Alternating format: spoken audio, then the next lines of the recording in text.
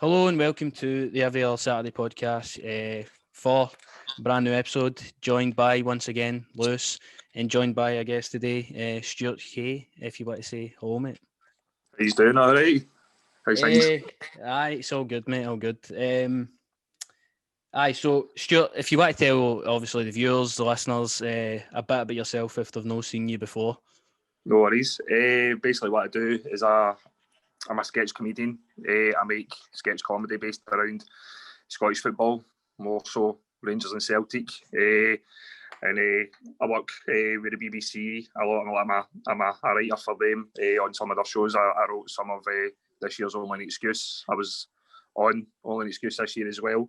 And so that's basically what I do. I'm a comedy writer for BBC Scotland, but also my own channels and things like that as well. No, and I've seen quite a lot of your videos. Obviously, they pop up over Twitter.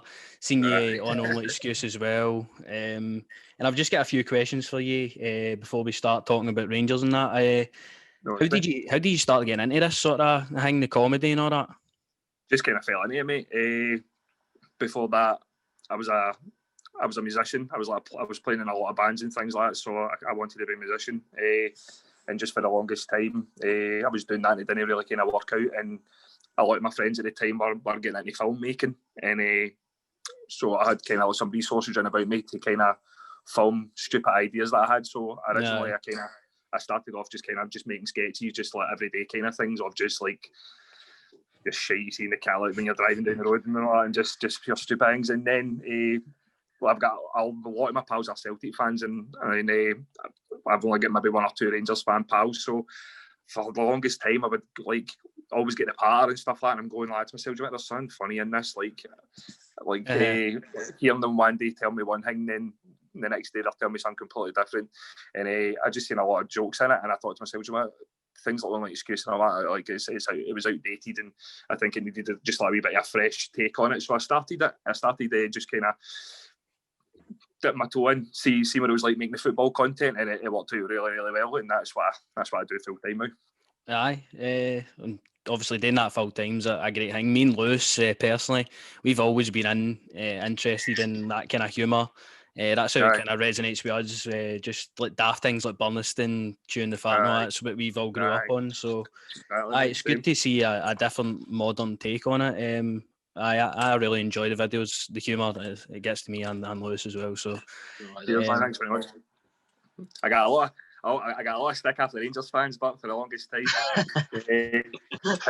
how can you wear a Celtic tap? How can you put a Celtic tap on? Still happens to this day. I had to go and buy the new Celtic kit the other day. Oh, I had to, but I didn't pay for it. Somebody, like the person that wanted an advert made for him, and he wanted the full kits, and I was like, well, you're going to have to pay for that, big man. So, but unfortunately, I had to physically buy it, and so I've got the full Celtic kit. It's getting dropped off my house very soon. That's a sword, by the way. That is a definite sword. And what's been your biggest sort of a video so far? I've seen obviously past couple of weeks that Eminem Stan one was very big, obviously gaining traction on the Sun and all that. So was that one? Aye. No, I think the biggest one I've ever made, biggest football one I've ever made. There's plenty, man. I think I done one last year about a Celtic fan trying to see if Rangers were coming. He was standing at the top of a hill with a pair of binoculars. Aye. I think that one hit about 800,000. I think that's the biggest one now. And then, mate, the football ones always go mental. The proper wind-up ones always go mental. I think the stand one's sitting on about 300,000 now. There was another one I done last year. It was about the time where Rangers UEFA blocked off a bit of Ibrox because of sectarian singing, and it was a boy trying to get into the game, but he wasn't allowed in, and he was defending the fact that Rangers songs are the sectarian, then ends it with a very sectarian note. Aye. I think that, man. Also, majority of them, if they get over 250,000, I'm happy. You know what I mean? But it's they usually float around. The good ones usually float around about that. You know, and that's some sort of viewing to rake in. As I've seen them all over my Instagram, Twitters, and that one in the newspaper and all that. So, all videos are just they're quality, I think. Thanks, man. And you're doing well. And just the last question for me is just the only excuse. How did that sort of occur? Obviously, we've probably all been watching that for years, so that must have been a big honour. Well, what it was when I started getting into making the football content. It was originally with the BBC, and I just kind of asked the questions. I was like, if I'm going to do this and it works out well, then the end goal for me, I wanted to write for Only an Excuse. I wanted to do that, and so it was something we worked on for a couple of years. I was on the writing team for it last year, but nothing. They never took anything I wrote, so I just took this year to kind of develop myself a wee bit more, develop the kind of writing style that they wanted, and managed to get it. Managed to push forward with it. So it's something that I've been trying to get for a couple of years, and it just managed to work out this year. Managed to just tick all the right boxes, and I also got on it as well, which was crazy. That was a good laugh as well. Managed to actually go on it, because as it says, like yourselves, like that's what I grew up watching. Like back in the 90s, man, like Only an Excuse was fantastic, and I think I've been like the biggest critic for the past couple of years as well. Like it was something that needed to be freshened up. I mean, Frank McAvenny. I mean, you'd be surprised to know somebody who actually knew who Frank McAvenny was now. Exactly. Exactly. But if anything, listen, it was a complete and utter honour to be part of that. It was the very last one as well. It's not a thing anymore. So to actually have wrote and starred in the very last Only Excuse is just it's mind blowing, man. It was fantastic. Aye, and obviously with that being the last one as well, you seen some of the 90s clips, all the older clips. It was unreal. Obviously, I was too young or not even born when that was out. So it was good seeing all that kind of thing. I know Frank McAvenny now because of Open Goal and that, but most people do Frank McAvenny simply from Only an Excuse. You know what I mean? That was basically what it was. But I mean, the guy is like a 30-year-old reference, man, and like things need to shake up, things need to be changed. So that's hopefully what I'm doing now. That's my end goal, to have my own football show, be it on the BBC, be it on wherever, but we'll see what happens. Aye, good stuff, mate. Lewis, have you any sort of questions? I know, just into that. That was one of my questions I wanted to ask. Sort of, obviously, I was the same, mate. I personally felt like Only Excuse needed shaking up a bit. Do you know what I mean? It was starting to get a bit stale in that. So it's good to see that you're coming along, you're making videos, even though you have to wear a Celtic top. I've got to. I'll tell you something. Like this is what I say to every Rangers fan. When they always ask me, how can you wear a Celtic top? See, if I'm wearing a Celtic top, I'm slagging Celtic, right? I'm slagging Celtic. If you see me in a Celtic top, I'm slagging Celtic. So always have that in your head. I mean, you never see me in a Celtic top when I'm actually in favour for Celtic. Fair enough. Fair enough. Just another question I was going to ask you as well, just in terms of the creating process, like how do you sort of write the skits? How do they come about? How do they come together? Well, as I say, it's like when one of the reasons I like getting into it originally was like just hearing my Celtic fan pals try to rip the piss out of me, and then it would like perfect example. I've got one of my best pals. He's notorious for it. I mean, he famously told me last year that I would be lucky to see Rangers win a league in the next 20 years. And I've not spoken to him in 3 months. He's blocked me. So, it's things like that. It's like the irony. Like Rangers are really bad for it as well. That's the thing as well. Like I'm a massive Rangers fan, hugely massive Rangers fan, but I'm not blind to the idiotic things that come out from our fans and our clubs, and just like the contradicting things like fans naturally say and do. Like I get dragged into myself. You know what I mean? So it's there for the slagging, it's there for the taking. It's just I'm just basically doing and making the same stuff people are saying in the streets and people are saying in the pubs, and that's it. Just rip the piss out of it, man. So that's it. So if I get something, if I see something, like Twitter's always good. If you spend a good half hour on Twitter just scrolling through, or like Rangers and Celtic forums, and that was the thing I used to do as well. As all my pals were Celtic fans, like I'd spend a lot of time in pubs. It was neutral pubs. It wasn't Celtic pubs, but there were more Celtic fans than anybody else in these pubs. So they think you were a Celtic fan as well, so they start talking to you and they start telling you all their deepest fears, like, I mean, that Rangers team's coming on, I'm shite myself. And I'm just sitting in the back, I'm just sitting going, I know, mate, aye. And they wouldn't realise they were talking to a Rangers fan, and it was those things, and that was a good way to kind of really tap into the way fans felt about their clubs and things like that. It's basically that, just listen to what your pals say, listen to the boys and the women and all that and work say, and just kind of making a visual representation of that. That's it. No, I can relate to that in terms of it. You know what I mean? Having Celtic pals, obviously, some of my family are Celtic fans. You just look at them sometimes with some of the stuff he's saying, they're like, do you even know what you're saying? Do you know what I mean? I know. Aye. Exactly, but then, as it says, you'll get most of the people that will say that in the confidence, knowing that not many people have heard what they say. But then you go on Twitter and nobody cares on there; they just write everything and anything. Twitter's absolutely dangerous at times. But listen, honestly, just Scottish football in a whole. Scottish football in a whole is an absolute drama. It's quite possible. If it was ever made into a television show, it'd be the greatest television show ever made. Just comedy, drama. There's always something going on, and every single day there's something new and something wild. And I mean, especially the past 6 months with Celtic, like there's times I can't keep up. There's times where I'm like, what idea am I supposed to go for right now? What one would be the best one? And the Stan idea was something I'd been working on for a wee while. And I wanted to actually make that one better than what it was. It worked out really well, but originally we were actually going to fully recreate the full video, and we were going to do it really, really well. But Lennon just kept on digging himself a bigger and bigger hole. And I remember that night I'd done it, I just thought to myself, he's got to go. He'll be gone in the morning, and if I don't make this, then I'm going to ruin a couple of months of work here. So it's things like that. I mean, there's bigger. I'll make reaction videos very quickly to something that's happened that day, but in the background, I'm also working on bigger things to kind of talk about the grander scheme of things. But I like to also make do really quick videos of like a bad defeat, like with like Rangers and St Mirren a couple of months ago, and then Celtic and St Mirren last week, and things like that. So those ones always work really well as well. So it's things like that. Aye. Lewis, is that all you were what to ask? No, mate. I was going to ask a question for Jamie Carragher's point of view, but of course, I was going to ask your thoughts on Steven Gerrard so far as the Rangers manager. That's all I was going to ask. Say that all again. Of course, Jamie Carragher. I was going to ask your thoughts on Steven Gerrard so far. Good team am I to mine. I'm just going to ask your thoughts as the Rangers manager so far.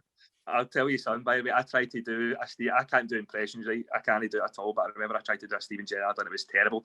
I can't do Liverpool. I can't do it. I mean, he's got it down a bit. That has sounded all right. No, that was a good Stevie Carragher. I would try doing that and putting it on like the BBC and like the full world seeing it. I know. That was a good Stevie Carragher, man. That was brilliant. Listen, Stevie, I'll tell you right now. When Stevie G came into the job, I wasn't sold instantly. I was like, what is this? Is this just...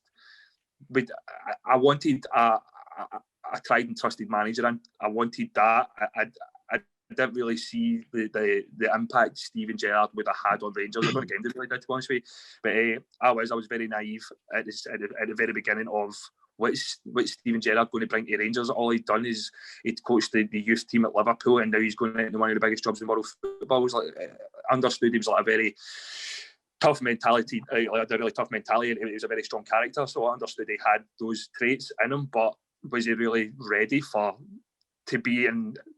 Not well. I mean, even on the best of years, the Rangers is a massive job. But imagine having to come into a job at Rangers on the back of failure after failure after failure, trying to get something right. And so I was sceptical a lot. But listen, he's knocked it out of the park. I don't think there's MD in the world that would turn around and say that he has failed as a manager. And listen, he's done shockingly amazing. Nah, you look at it, he's probably one of the biggest names to come to Scottish football just in general in a long time as well. Well, it was things like that as well. Like when like the first couple of months him being in, it really hurt to me. Like this was actually genius for Rangers to get him in. Like from us being down to like the third division and stuff like that, and really our name going off the global radar for so many years, to get somebody like Steven Gerrard and to really get our name back out there was a touch of class. Honestly, it was absolutely genius, and just the fact that it's worked out so well with him on the pitch as well is just. I mean, whoever actually done that, I'm not too sure who was actually in charge of recruiting them, but they've smashed it, man. They've absolutely smashed it. No, I would say so myself. I think I just still wake up and pinch myself as Steven Gerrard, our manager. Sometimes it's one of them, innit? I know, and I was thinking to myself as well, like, I mean, Steven Gerrard's been in Glasgow now for 2 years, and I've never even got a chance to kind of bump into him or meet him or even like, you know, I was like, I know. You think like Steven Gerrard, I mean, like, Champions League winner, like one of the greatest footballers of all time. You know what I mean? No, but we'll go on to the Rangers stuff. I'll leave a link to all sort of Stuart's YouTube, his Facebook, his Twitter in the description if you want to check that out. You've also got a Patreon as well, I've seen on your Twitter. Right? So what we started doing with that was the fact that so the end goal with me, as I said before, was to get a television show, to get a sketch show, a football sketch show, and if anything, take over from All An Excuse. And because of the pandemic and things like that, I mean, trying to make things, you just went right down the pan. You can't get people to go out and do anything because of all the restrictions and things like that. So it was going to really put like a hold on my progression. And as it says, we're trying to get the Hogmanay slot at the end of the year. So if I never made anything for the next 5 or 6 months until things calm down, it could be another year lost, and I'd have to maybe start thinking about that next year. But then I thought to myself, why don't I just make it myself? Why don't I make it myself? And then when things start to pick up again, I've got the evidence of the stuff I make works. A show that I want to do works, and not only that, but people actually are paying for it. People want to do it. So I also do that as well. Like I also felt I didn't want to come across as really cheeky and go, give me your money. So I made it £1. It's £1. I mean, £1. You can pledge £1. You can pledge more if you want, but for what you're getting back is like you're actually helping create like the next chapter in Scottish football comedy for Scotland. Mm-hmm. So if it works out, then you can actually turn around and say I helped make that happen. Mm-hmm. You know. I get involved with all that. Although that's what we want to see at the end of the year is having a laugh at the year of Scottish football. So that'll be in the description if you want to get involved. So on to the weekend. It was a poor game, poor performance. I just we have to talk about it. Hamilton won, Rangers won. We had a video on our YouTube channel, me and Lewis obviously talking about it. But what went wrong in that game for you, Stuart? I think it was just complacency. I think that's what's happened here, and that's a terrifying thing because we're not there yet. We're not over that line yet. I think if it wasn't for Alan McGregor, that we would have lost that game. I think even the goal, the lead up to the Rangers goal was good play, but it was still luck that it went in the back of that net. Was it Brian Rice in it? They're always tough. I mean, he's got them playing well. He's got them in like a really strong outfit. He knows how to play. He's got a game plan and he sticks to it. I think Rangers just completely switched off that day, and I think it just comes down to complacency. And but one good thing we've seen for this year, like, if we ever do get complacent when we draw and things like that, it's not long lived. So I can imagine. Things are still all right. Things are still going to be fine. We can't let slip-ups like that happen, especially at this time of the season. Because I'll tell you something, see if it actually did come to it and we lost this, not only would they have their 10 in a row, but we would be forever known as the people who blew out a 21-point lead. You know what I mean? Exactly, and that can't happen. But I think the thing for us Rangers fans looking at a result like that, even though we're 21 points clear, it still creeps into your head a bit of fear. At the end of the day, I was looking at the stats for the game. Hamilton had 12 shots and 7 on target, and Rangers had 15 with only 2 on target. So that tells the story of the full game. They could have had 1 or 2 more, won the game in another day. Easy. Well, as it says, it was McGregor. McGregor kept us in that full game, and you always know, like, keepers, the older keepers get, the better they get. Like they settle into their game a lot more. But he's phenomenal. Player of the year for me, without a shadow of a doubt, player of the year. It's just remarkable the amount of times he's actually put us out and been there for us. I mean, his post-match interview was perfect as well. Straight to the point. Nah, I loved Team it. wasn't good enough. It was perfect. That's exactly one. And I think I seen a perfect comment on Twitter. It was a Celtic fan slagging us, and it was all about like Alan McGregor's attitude. And he went like that. And the Rangers fans' reaction was it to Celtic are in that position because they don't have players like Alan McGregor with that mentality. And that says it all. Like, look how bad, not even a defeat, a draw. Look how badly we're handling a draw. And even at that, man, like, go back a couple of years. Can you imagine a Rangers team being raging at a draw? You'd have bit people's hands off for a draw maybe 3 or 4 years ago. So that's the Rangers like I grew up watching, where win or nothing. If it's not a win, then you're second best. And it's good to see that mentality back in my football team. Nah, because this season it's just been $5 million on a goalkeeper, wasn't it? Aye, that's the thing that annoyed me about it. $5 million on a reserve goalkeeper. You know what I mean? Aye, but aye, Rangers. That's how we've sort of grew to know it this season. Just win or nothing. We were poor. Looking back, I watched the highlights a few times. Lewis, I don't know about yourself. Did you watch the highlights again, or did you just file it under? No, mate. Just block that game with my mind. Just focus on that game didn't happen. Didn't happen. But again, listen, still unbeaten. That's exactly. the takeaway for that. It's and as I say, it's still really, really good to see that we're raging. Mm-hmm. That we're still unbeaten. Aye, 100%. And a lot of my pals have been going on about, when can we win the league now? Is that 5 games? But realistically, for me, I'm looking at Kilmarnock. We need a performance. We need 3 points again to get back on track. That's it, mate. And that's the next sort of topic at hand. Is Kilmarnock under the new management, obviously with Tommy Wright? He's had plenty of experience with St Johnstone. What do you think going into this one Saturday, Stuart? Do you think he'll have them going up a new level, hard to beat, new manager bounce? It's a weird one with a new manager because it can go one or two ways. It can either be fantastic or absolutely horrendous. That's the only way we're going to go. Either they're going to get what they're after or get absolutely tanked. I like to think they're going to get absolutely tanked because it's Ibrox. And we're unbeaten at Ibrox. And how many goals have we lost at Ibrox? 1? I think it is actually 1, maybe. One goal. You know what I mean? So our record speaks for itself at home. I'm confident in Rangers in going there, especially after the Hamilton game. I can imagine Gerrard will have them ramped up and ready to go for it. And that's what it is. It's like this is the final hurdle of the season. There's no space for error. Regardless of new managers coming into teams or anything like that, all we can do is just focus on what's in front of us. If we play our game plan, we're unbeaten. We're unbeatable. Simple as that. And that's all we need to do. That's it. Aye. And me and Lewis have talked about it a lot. Ryan Kent's situation. Lewis, what's your thoughts on Ryan Kent for the weekend? Do you see him? No, he needs to be dropped for me. Dropped? No, he needs to be dropped. I think Scotty Wright, you get a full debut against Kilmarnock for me. Don't know about yourself, Jack. No, I totally agree. I totally agree as well. I'd really like to see Scott Wright get his full debut. He's a fantastic footballer. I think he'll fit right into the Rangers philosophy, the Rangers game plan. And Ryan Kent just coming after Bobby and things like that. Like places in the Rangers team only cemented. Like we've got the squad depth to show that, and that's something the players need to know as well. Like, they're never going to be like instantly on the team sheet when it comes to a Saturday.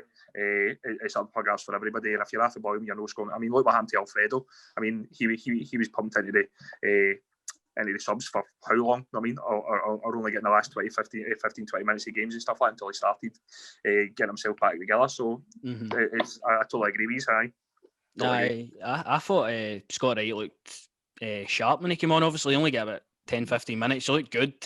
The thing that balls me with Ryan Kent now is that he gets to that point and he just sort of looks like he absolutely shites himself. Lewis has said that a lot. It's the same as when we thought like last year when we got him the first time around. It was fantastic, and then when he came, when we fully got him, when we fully bought him, we went right after Boyle and we thought to ourselves, where is he? What's happened to him? And it's been the past 6 months you've seen him kind of pick up that form again, but it needs to be consistent. If you're going to be a threat in the Rangers team, then you need to be consistent. We can't have you having good games and bad games. You need to be 100% there every time we need you. That's it. Yeah, because he's one of the biggest players in the team as well, with the price tag and all that kind of thing. So he's one of the biggest goal scoring threats, man, definitely. But going through the team, I think it will stay similar. Bongani Zungu, I feel will come out of that starting 11. That's a weird one. I've personally been saying the podcast for a while, like, if we're going to get this guy, we need to give him a start eventually. I thought personally Hamilton, it's a decent place for him to get a start, but maybe Gerrard was a bit complacent with his team selection there and underestimated him a bit. Definitely. No, I totally agree with that. Like, on paper, it sounds as if it would be a good start for him, Hamilton. But as you can see, in this league, anything can happen. Anything can happen at all. And I mean, how long did he kept him on for quite a long time and all? How long was he playing again? I think it was about 60 minutes he was on the park. Aye, too long. He was on the park for too long. Aye, too long. Aye, he was on the park for too long. That was it. If it's not working, especially a game against Hamilton, don't get me wrong, it's away and it's a plastic pitch and stuff like that. I totally understand. But see if it's not working at half time, change it. Change it straight away. That's it. I don't see him starting, Lewis. What's your thoughts on Zungu? I know we obviously talked after the game, but do you feel he'll come into this team ever again? To be quite honest with you, because look at the midfield we've got. Does he want the place there? Midfield that we've got, mate, is too solid. I just feel like him and Cedric are good sort of substitutes to bring onto the game. Sort of just give them run-outs. For me, I just think, like say, Davis and Jack are just too strong to drop for the team. Do you know what I mean? I can't see them. They should be playing every game, Jack, like they have been. Do you know what I mean? Yeah, Davis is aging like fine wine. That's what I like. Wine that's fine. Yeah, Davis is fine. I agree with you. I think the strongest side must start in this upcoming game. Obviously, we've talked about Ryan Kent. We would like to see Scott Wright in there, but Ryan Kent's not playing like he's even one of our best players now. So I would like to see Wright in there. Roof, there's obviously question marks over his availability. I think he's here in Zamora for that St Johnstone incident. So could maybe see 2 or 3 games without him as well, which will be tough for this one coming up. Yeah, because personally, I think Roof's one of the best all-round players at the club, even though he's a striker. I don't know about yourself, Stuart. No, I totally agree. If anything, when he came in, I thought to ourselves, I always hated the one up front. I always wanted to see us have the two, and when they got Roof and like Eaton and all that coming in and getting to see them playing, it was fantastic. I didn't expect Roof to have the impact he did, and I'm extremely glad that he's hit the ground running and scored some. How many goals is it? I think he scored like 7 or 8 goals or something like that. I think he's got 10 goals, is it? 10 or 11 in the league, and I think he's got a few in Europa. Aye. Well, there you go then. You know what I mean? So for somebody that's only been here a couple of months to get that is remarkable. It's brilliant. No, he's been fantastic, and I hope his hearing goes well tomorrow, because that was just ridiculous. I mean, it's just. I mean, we all know what we feel about that. Just stupidity. Yeah, exactly, and I think that's been voiced quite a lot by many Rangers fans over Twitter, and that just the consistent sort of basis they're viewing these things on. I know Albion Ayeti just there get his ban rescinded for the 2, and I feel like that's. Maybe Roof gets away with it tomorrow. I don't know, because you see that every week. You'll no doubt see tomorrow. He won't get away with it, but he gets away with it. Then that's when I start making the videos, mate. Well, it gives you fuel for content. That is totally it. But Davis Jack probably come back into the side. I don't know if you're wanting to do a score prediction. Me and Lewis usually don't. But what would be your score for this one? Mate, I'm going to say what every Rangers fan usually says. I'll take anything. I'll take anything, mate. I'll take anything. I do not care how it gets over that line. Just give me anything. Do not care. I'd love to see a confident win. You know what I mean? I'd love to see that, but honestly, see at this point of the season, after waiting, I mean, I was 21 the last time Rangers won a league. You know what I mean? And it's just ridiculous to think how long it's been since I've witnessed that. So at this point in the season, I don't care. Don't care, man. Just win it. And me and Lewis will agree with that. Just any way we can win, let's do it. And me and him won 9 the last time we won a league. So there you have it. This will probably be the one that will stand out for us growing up. Well, that's the thing as well. Like, that's something that always made me feel horrible about. Like, young Rangers fans who kind of came of age round about the time Rangers went down into the leagues, like, all you have seen is just, you haven't seen like how great it can be. So I'm glad you're finally going to get to see that. Hopefully, I don't want to jinx this, man. I hope so. But we obviously we move on to the Kilmarnock game. We hopefully get a result there. Then I think that'll give us good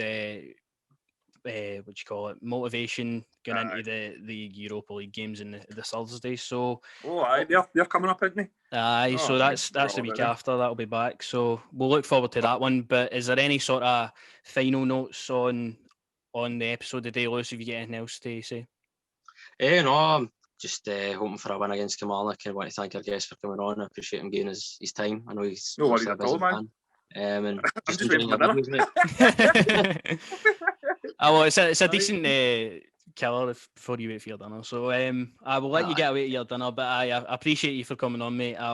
Cheers for giving me a shout, man. Anytime. As I say, I do the True Blues one. It's always good to go on with the boys. But give me a shout if you ever want to do any ever again. I mean, it's always good to help out and really get the word out for everybody, you know. Aye, exactly, mate. And exactly. all his Stuart stuff will be in the description, as I said, if you want to go and follow him all over there. And I will see you for Saturday's instant match reaction on the YouTube channel. So until then, I'll see you later.